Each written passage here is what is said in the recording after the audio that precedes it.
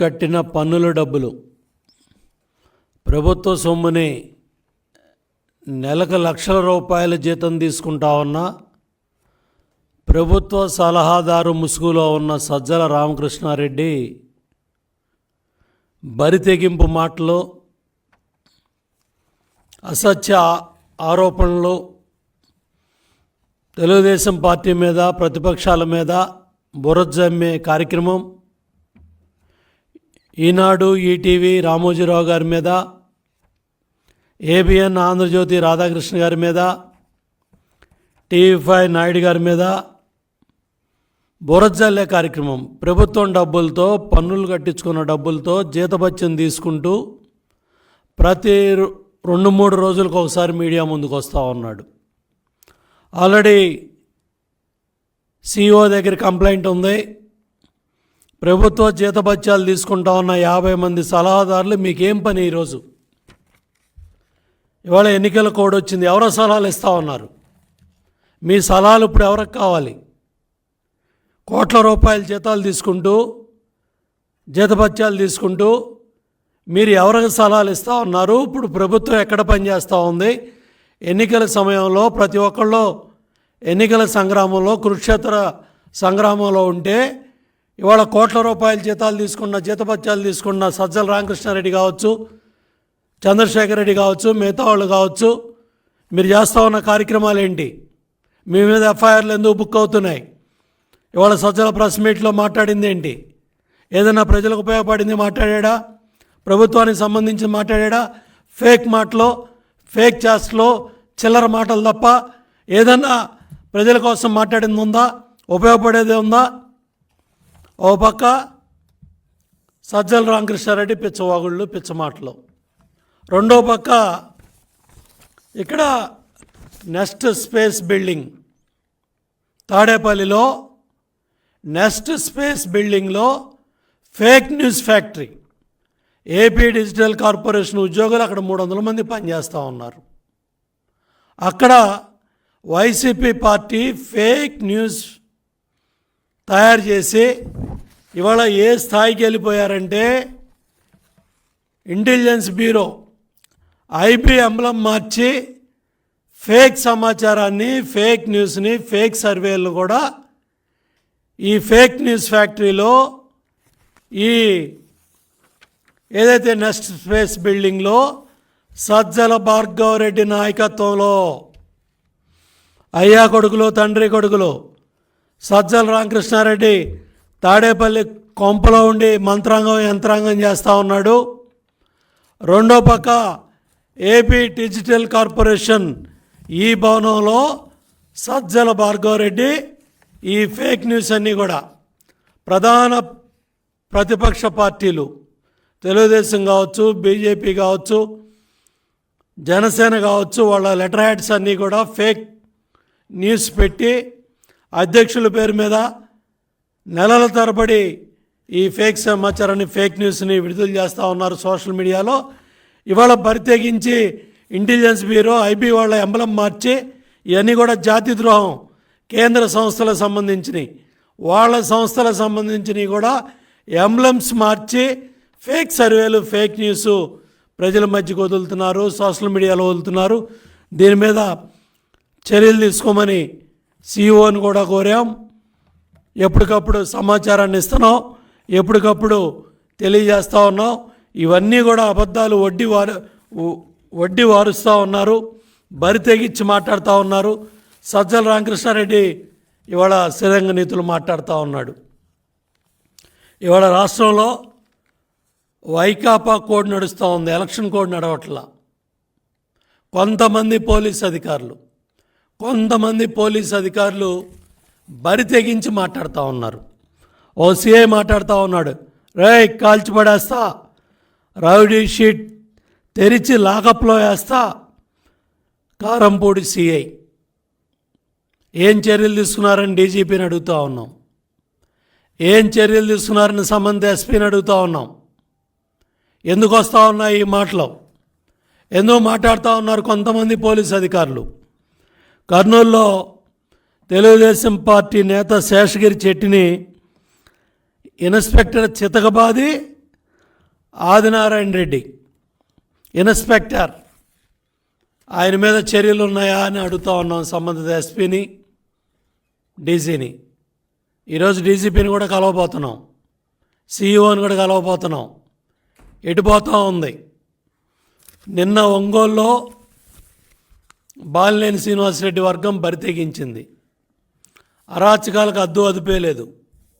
వైపాక గోండాగిరి నిన్న ప్రశ్నించింది. ఒక సామాన్య కుటుంబం మహిళలు ప్రశ్నించారు, మీరెవరిని తీసుకొచ్చారు, మీరేం మాట్లాడుతున్నారు అని ప్రశ్నిస్తే వైకాపా గోండాలు బాది మళ్ళీ వీళ్ళ మీద కేసు పెట్టి హాస్పిటల్కి వెళ్తే హాస్పిటల్ దగ్గర కూడా దాడి చేయడానికి వచ్చారు. అపార్ట్మెంట్ మీద దాడికి వెళ్ళారు. స్వయంగా మాజీ మంత్రి బాలినేని శ్రీనివాసరెడ్డి వాళ్ళ కుటుంబ సభ్యులే బరి తెగించి దాడులు చేయించి ఇంకా ధర్నాలకి, ఇంకా కలెక్టర్ కార్యాలయం దగ్గరికి హాస్పిటల్స్కి వస్తూ ఉన్నారంటే అక్కడ పోలీస్ యంత్రాంగం పనిచేస్తూ ఉందా? సంబంధిత పోలీసులు బాధ్యత తీసుకుంటారా? దీని మీద ఎంతమందిని అరెస్ట్ చేశారు, ఎంతమంది మీద కేసులు పెట్టారు, దీనికి సమాధానం చెప్పే పరిస్థితిలో పోలీస్ యంత్రాంగం ఉందా? ఇవన్నీ కూడా మళ్ళొకసారి సిఇఓ దృష్టికి కూడా తీసుకెళ్తున్నాం. ఎందుకంటే మొన్న బందర్లో అక్కడ మాజీ మంత్రి, బూతుల మంత్రి పేర్ని నాని, పేర్ని కిట్టు, అక్కడ పట్టపగలు బందర్లో తాలూకా స్టేషన్ దగ్గర ఎస్ఐను దుర్భాషలాడుతూ సీసీ కెమెరాలు పగలగొట్టి, ఫర్నిచర్ పగలగొట్టి అక్కడ దాడి చేస్తే బెయిలబుల్ కేసులు పెట్టేశారు. ఒక హెడ్ కానిస్టేబుల్తో పోలీస్ స్టేషన్ పగలగొట్టించుకొని తిట్లు తిన్న ఎస్ఐని విఆర్కు పంపించేశారు. ఏం స్వామి భక్తి! ఎలక్షన్ కోడ్ ఉందనుకున్నారా? ఇంకా ప్రభుత్వం, వైసీపీ ప్రభుత్వ పరిపాలన నడుస్తుంది అనుకుంటున్నారా? జిల్లా కలెక్టర్, జిల్లా ఎస్పీ, కృష్ణా జిల్లా ఎస్పీ, కృష్ణా జిల్లా కలెక్టర్ కూర్చున్న హెడ్ క్వార్టర్స్లో బందరు తాలూకా స్టేషన్లో పట్టపగలో పోలీస్ స్టేషన్ మీద దాడి చేసి దౌర్జన్యం చేసి ఇంత దుర్మార్గానికి పాల్పడితే సైకిల్ దొంగతనం చేస్తే ఏ కేసులు పెడతారో ఆ కేసులు పెట్టారు. లేదా చిన్న చిన్న సెక్షన్లు పెట్టేశారు, బెయిలబుల్ సెక్షన్లు పెట్టేశారు. ఈ బరితెగింపు వల్ల, ఈ యువనేతల అరాచకాల వల్ల బందర్లో జరిగిన దుర్మార్గాన్ని, అరాచకాన్ని, పోలీస్ డిపార్ట్మెంట్ మీదే దాడి జరిగితే తిట్లు తిన్న పోలీస్ అధికారి విఆర్కి వెళ్ళాడు. ఎస్ఐ హెడ్ కానిస్టేబుల్తో కంప్లైంట్ ఇప్పించారు. ఇదే ముఠా, ఇదే గోండాలు వెళ్ళి వేరే వాళ్ళ మీద నెక్స్ట్ డే దౌర్జన్యం చేశారు మచిలీపట్నంలో. అంటే ఏం సందేశం ఇస్తూ ఉన్నారు? ఎందుకు ఈ దౌర్జన్యాలను సమర్థిస్తూ ఉన్నారు? ఎందుకు ఈ అరాచకాలని ప్రోత్సహిస్తూ ఉన్నారు? సిఇఓ కంప్లైంట్ చేశాం, డీసీపీ కంప్లైంట్ చేశాం, సంబంధిత ఎస్పీలకి, కలెక్టర్లకు కంప్లైంట్ చేశాం. యంత్రాంగాలు పట్టించుకోకపోవటం వల్లే ఒంగోలులో ఈ అరాచకం జరిగింది, ఈ గోండాగిరి జరిగింది, ఈ దుర్మార్గాలు జరుగుతున్నాయి, ఈ దౌర్జన్యాలు జరుగుతున్నాయి. కాబట్టి ఇమీడియట్గా పోలీస్ స్టాప్ పెట్టాలని సంబంధిత పోలీస్ అధికారుల్ని డిమాండ్ చేస్తున్నాం. మళ్ళీ ఈరోజు కూడా సిఇఓని కలిసి ఈ దుర్మార్గాలు, అరాచకాలన్నింటి మీద కూడా మరొక వినతిపత్రం ఈరోజు ఇస్తున్నాం. దగ్గర 24 రోజులైంది ఎన్నికలు కూడా అమల్లోకి వచ్చి. ఈరోజు 9 మంది అధికారులు, ఒక ఐజీ, 5 ఎస్పీలు, 3 కలెక్టర్లు బాధ్యతల నుంచి తప్పించబడ్డారు. ఎన్నికల బాధ్యతల నుంచే తప్పించబడ్డారు. ఎవరైతే సిఐడి కార్యాలయంలో, సిట్ కార్యాలయంలో హెరిటేజ్ కావచ్చు, చంద్రబాబు నాయుడు గారి కేసు తాలూకా పత్రాలు కావచ్చు, ఇన్నర్ రింగ్ రోడ్డు కేసు కాగితాలు కావచ్చు, ఇవన్నీ కూడా తగలబెట్టించిన ఆ సిట్ అధికారి చీఫ్ ఇవాళ అస్సాంకి బదిలీ చేయబడ్డాడు ఎన్నికల సందర్భంగా. ఎవరైతే తప్పు చేస్తూ ఉన్న అధికారులందరూ కూడా, ఎవరైతే తప్పులు చేస్తూ ఉన్న అధికారులందరూ కూడా మూల్యం చెల్లించుకుంటారు. మీ బాధ్యతను పక్కన పెట్టి, మీ బాధ్యతలను మర్చిపోయి ఎలక్షన్ కోడ్ నడిపించకుండా వైకాపా కోడ్ నడిపిస్తే మూల్యం చెల్లించుకుంటారు. కష్టపడి చదువుకొని ఉద్యోగాల్లోకి వచ్చి ఈ ధనంజయ రెడ్డి మాటినో, సజ్జల రామకృష్ణారెడ్డి మాటినో, లేకపోతే జగన్మోహన్ రెడ్డి మాటినో మీరు ఇవాళ ఈ తప్పులు చేస్తే మీరే మూల్యం చెల్లించుకుంటారు. ఒక్కసారి ఎలక్షన్ కోడ్ ఉల్లంఘించి ఎలక్షన్ బాధ్యతలను తప్పించబడితే రేపు రాబోయే రోజుల్లో మీ బాధ్యతలకు సంబంధించి చాలా ఇబ్బందులు పడాల్సి వస్తుంది. కాబట్టి తప్పు చేయొద్దని మరొకసారి కూడా బాధ్యత గల అధికారులందరినీ కూడా తెలియజేస్తూ ఉన్నాం. ఏదైతే వైకాపా ఈ ముఠాకి, ఈ అరాచక శక్తులకి వెన్నుదన్నుగా ఉండి ఎవరైతే కింద స్థాయిలో కొంతమంది తప్పులు చేస్తున్నారో వాళ్ళు కూడా కట్టడి అవ్వాలని చెప్పి కూడా మేము డిమాండ్ చేస్తూ ఉన్నాం. ఎందుకంటే వాళ్ళ దౌర్జన్యాల కొమ్ము కాయబట్టే ఒక జిల్లాను చూసి ఒక జిల్లా, ఒక జిల్లాను చూసి ఒక జిల్లా నిన్న సిద్ధం సభకి వెళ్ళలేదని తండావాసి ఒక నాయకుని పట్టుకొని కొడితే పాపం అక్కడ ఏదైతే మరి ఛాత్రియా నాయక్ మాచర్ల నియోజకవర్గం మరి వాళ్ళ హాస్పిటల్లో దెబ్బలు తిని ఏది సిద్ధం సభకి వెళ్ళలేదని జగన్మోహన్ రెడ్డి బస్సు యాత్రకి సిద్ధం సభకి వెళ్ళలేదని తండావాసి మీద దాడి చేసి దౌర్జన్యాలకు పాల్పడుతున్నారంటే ఒక భయానక వాతావరణాన్ని క్రియేట్ చేయాలని, ఏ విధంగా అయినా సరే ఎన్నికల్లో గెలవాలని ఓటమి భయంతో వైసీపీ నాయకులు జగన్మోహన్ రెడ్డి కళ్ళల్లో ఆనందం చూడాలనో ఓటమి భయంతో, ఎందుకంటే నిన్న పల్నాడులో కూడా చూసాం బస్సు యాత్ర ఎమ్మట జనం కనబట్ల గంగర్లు ఎత్తుతున్నారు. అందుకనే సజ్జల మీడియాకు వచ్చాడు ఇవాళ. బస్సు యాత్ర తుస్సు యాత్ర అయింది. బస్సు యాత్రలో ప్రజలెవరో కూడా పరిగెత్తే పరిస్థితిలో లేరు. ఇవన్నీ చూసి రాత్రి గోదావరి జిల్లాల్లో చంద్రబాబు నాయుడు గారు, పవన్ కళ్యాణ్ ఏదైతే ఆ ర్యాలీలు చూసిన తర్వాత 10 గంటలైనా కూడా మరి వేలాది మంది ప్రజలు అక్కడ కదం తొక్కి ఆ బహిరంగ సభని జయప్రదం చేయటంతో గంగుర్లు ఎత్తిపోయినాయి. పొద్దున్నే ప్రభుత్వ డబ్బులు తింటా ఉన్న సజ్జల రామకృష్ణారెడ్డి మీడియా ముందుకొచ్చి రామోజీరావు గారిని, ఈనాడిని, ఈటీవీని, చంద్రబాబు నాయుడు గారిని పిచ్చి కోతలు, పిచ్చి మాటలు, పిచ్చి కోతలన్నీ కూడా కోస్తూ ఉన్నాడు. కాబట్టి వీటన్నిటిని కూడా తీవ్రంగా ఖండిస్తున్నాం. ఎందుకంటే ఇవాళ రామోజీరావు గారినో ఈనాడునో తిడితే ఆకాశంలో మరి పైకెత్తి మోకం తుమ్మితే ఆ ఉమ్మంతా కూడా మీ నెత్తి మీదే పడుతుంది. ఫేక్ కంపెనీలు ఏదైతే బ్రీఫ్ కేస్ కంపెనీలు పెట్టి సిబిఐ, ఈడీ కేసుల్లో ముద్దాయిగా ఉన్న మరి వాళ్ళ జగన్మోహన్ రెడ్డిని సమర్థిస్తూ ఈ సజ్జల రామకృష్ణారెడ్డి ఇవాళ సుప్రీంకోర్టు కేసేనో, లేకపోతే మార్గదర్శి మీద పడి ఏడుస్తానో, లేకపోతే ఈనాడు ఈటీవీ మీద పడి ఏడుస్తానో, పొద్దున్న లేస్తే మీరు ఎంత బురద జల్లినా కూడా బురద అంటే పరిస్థితి ఉండదు. అన్నిటికి కూడా న్యాయస్థానాల్లో కేసులు నడుస్తూ ఉన్నాయి. తప్పకుండా న్యాయం, ధర్మమే ఎప్పటికైనా గెలుస్తుంది.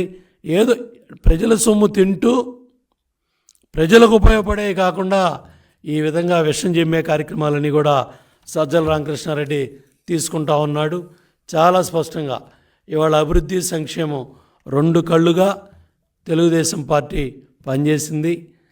అదేవిధంగా ఈరోజు ఎన్డీఏ కూటమి, తెలుగుదేశం, జనసేన, బీజేపీ ఏదైతే ఎన్డీఏ కూటమి ఉందో అభివృద్ధి సంక్షేమే ధ్యేయంగా ఇవాళ ఏదైతే తెలుగుదేశం ప్రభుత్వ హయాంలో మేము చేసిన అభివృద్ధి కార్యక్రమాలు కావచ్చు, సంక్షేమ కార్యక్రమాలు కావచ్చు, ఎస్సీ ఎస్టీ బీసీ మైనార్టీ మహిళ రైతు కూలీ అభివృద్ధి కోసం చేసిన సంక్షేమ కార్యక్రమాలు కావచ్చు, ఎస్సీ ఎస్టీ బీసీ సప్లాన్స్ కావచ్చు, మరి పోలవరం 72% కావచ్చు, 68,000 కోట్లు ఇరిగేషన్ ప్రాజెక్టుల మీద మరి ఆ రోజు తెలుగుదేశం ప్రభుత్వంలో చేసిన పనులు కావచ్చు, ఇవన్నీ కూడా కళ్ళ ముందు కనపడతా ఉన్నాయి. ఈ 5 ఏళ్లలో ఇవాళ గ్రామీణ ప్రాంతాల్లో రోడ్లు గుంతలో పొడవలేని మీరు మళ్ళీ ఓట్లు అడిగే నైతిక హక్కు లేదని కూడా ఇవాళ ప్రజలు మిమ్మల్ని ప్రశ్నిస్తూ ఉన్నారు.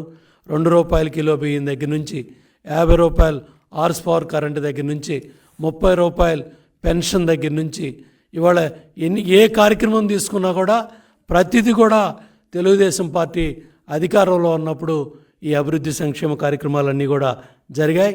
తప్పకుండా రేపు రాబోయే రోజుల్లో కూడా అభివృద్ధి సంక్షేమే 2 కళ్ళుగా మరి ఎన్డీఏ కూటమి అధికారంలో రావటం ఖాయం.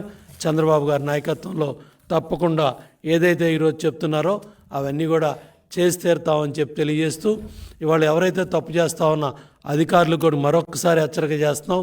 మీరు ఎన్నికల కోడ్ని అమలు చేయండి తప్ప వైకాపా కోడ్ని అమలు చేయొద్దని చెప్పి కోరుతా ఉన్నాం.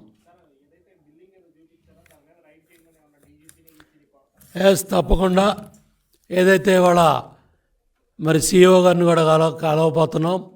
ఇవాళ ఈ ఫేక్ న్యూస్ ఫ్యాక్టరీ అంతా కూడా ఈ భవనం నుంచే తయారవుతున్నాయి. దీని కర్త కర్మ క్రియ కూడా అక్కడ ఏపీ డిజిటల్ కార్పొరేషన్లో ప్రభుత్వ జీతాలు తీసుకుంటూ 300 మంది పనిచేస్తూ ఉన్నారు. ఆ 300 మందిలో మెజార్టీ సభ్యుల్ని వైకాపా కార్యకర్తల్ని నాయకుల్ని అక్కడ దాంట్లో తీసుకొని వాళ్ళ ద్వారా సజ్జల రామకృష్ణారెడ్డి కుమారుడు సజ్జల భార్గవరెడ్డి నాయకత్వంలో తాడేపల్లిలో ఈ కార్యాలయంలో ఈ ఫేక్ న్యూస్ ఫ్యాక్టరీ తయారవుతుంది. నిన్న ఐబీ సంస్థ ఫేక్ లెటర్ కావచ్చు, అచ్చెన్నాయుడు గారి మీద పార్టీ లెటర్ హెడ్స్తో తయారు చేసే కార్యక్రమాలు కావచ్చు, అదేవిధంగా జనసేన బీజేపీ అధ్యక్షులు వాళ్ళ పార్టీలకు సంబంధించిన ఫేక్ న్యూస్ అన్నీ కూడా ఈ కర్మాగారం ఈ భవనం నుంచే తయారు చేస్తున్నారు, తయారవుతున్నాయి. దీని మీద సిఇఓకి కూడా కంప్లైంట్ ఇస్తాం. ఇమ్మీడియట్గా మరి ఏదైతే ఎన్నికల కమిషన్ కూడా మేము కోరుతాం, పోలీస్ యంత్రాంగానికి తగు ఆదేశాలు ఇచ్చి ఇమ్మీడియట్గా వీటి మీద ఒక్కసారి రైడ్ చేస్తే దీనికి సంబంధించిన కరపత్రాలు, దీనికి సంబంధించిన పత్రాలు, దీనికి సంబంధించిన ఫేక్ లెటర్ హెడ్స్ అన్నీ కూడా దొరుకుతాయి. సాయంత్రం డీజీపీని కలుస్తున్నాం, డీజీపీని డిమాండ్ చేస్తాం, సిఇఓకి కూడా కంప్లైంట్ చేస్తాం. అంటే ఏ స్థాయికి వెళ్ళారంటే వీళ్ళు ఐబీ లెటర్ను కూడా ఇది ఇంటెలిజెన్స్ బ్యూరో ఆఫ్ వీళ్ళ ఐబీ ఈ లెటర్స్ కూడా వాళ్ళ ఎంబ్లం కూడా ఫేక్, న్యూస్ కూడా ఫేక్. అంటే జాతి ద్రోహానికి కూడా పాల్పడుతున్నారు. జాతి సంస్థలు, కేంద్ర సంస్థలు కూడా వీళ్ళు ఫేక్ లెటర్స్ తయారు చేస్తున్నారంటే వీళ్ళు జాతి ద్రోహానికి కూడా పాల్పడుతున్నారు. చాలా పెద్ద క్రిమినల్ కేసులు పెట్టాలి వీళ్ళ మీద, ఇమీడియట్గా చర్యలు